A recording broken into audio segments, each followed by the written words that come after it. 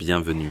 Devant moi, j'ai la Samsung Galaxy Watch Ultra et je vais vous montrer quelques astuces que vous pouvez utiliser sur cette montre.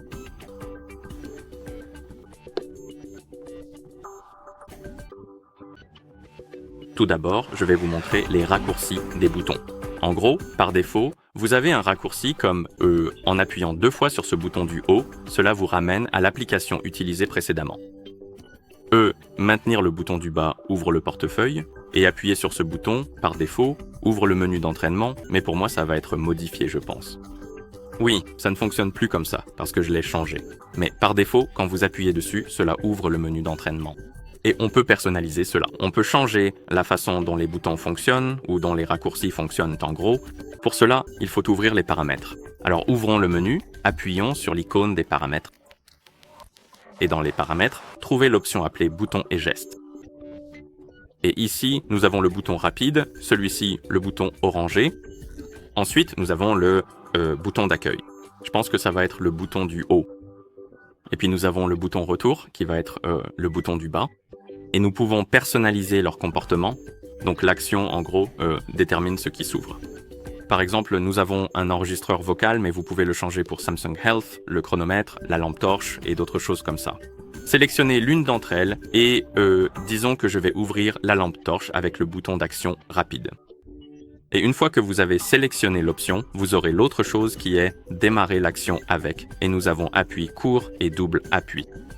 L'appui court, en gros, vous appuyez une fois et ça ouvre ou exécute la fonction.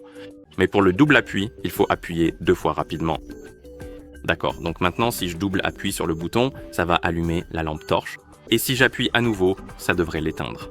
Oh non, je crois que ça la rend plus lumineuse. Ouais.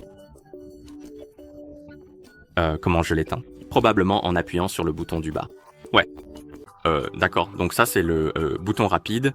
Maintenant, descendons et ici nous avons le bouton d'accueil. Et comme vous pouvez le voir, nous avons double appui et appui long. Le double appui vous amène à l'application la plus récente, comme je l'ai dit plus tôt, et l'appui long, le fait de maintenir appuyé ou d'appuyer et de maintenir, ouvre l'assistant Google et Gemini. Mais on peut bien sûr le changer. On peut appuyer sur double appui et ici, vous avez une liste de fonctions parmi lesquelles vous pouvez choisir. Donc, trouvez quelque chose qui vous plaît. Par exemple, disons que je veux ouvrir la météo en appuyant 2 fois sur le bouton et que l'appui long ouvre le menu d'arrêt.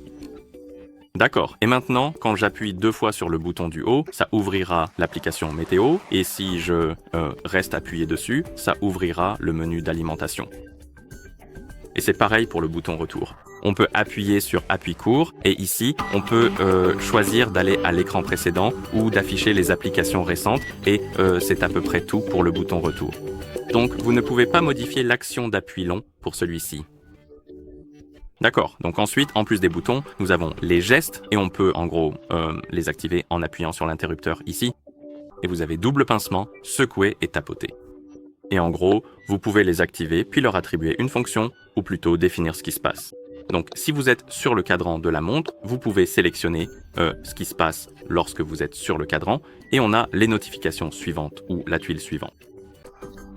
D'accord.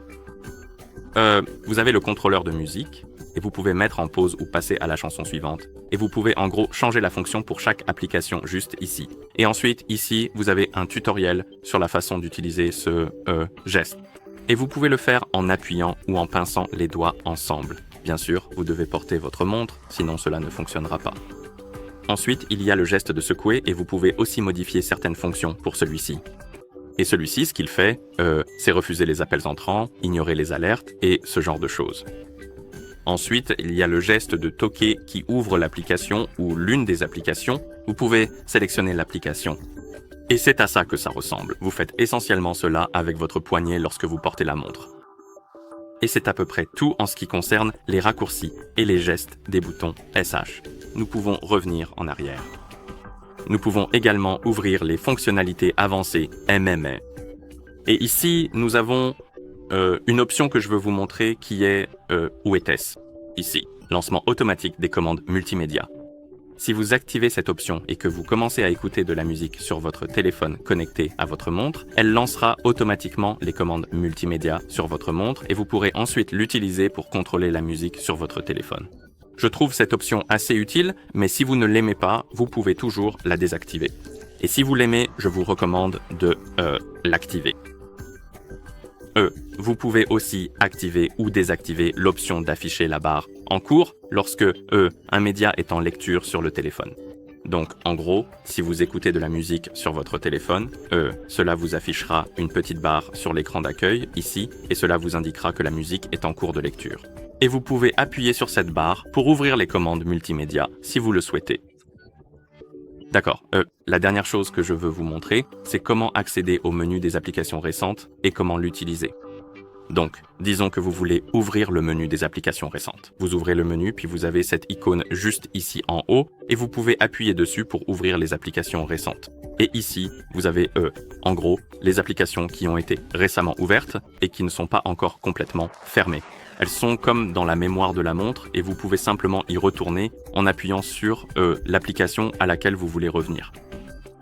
Et pour supprimer l'application, car vous pouvez la supprimer, il suffit de faire glisser vers le haut.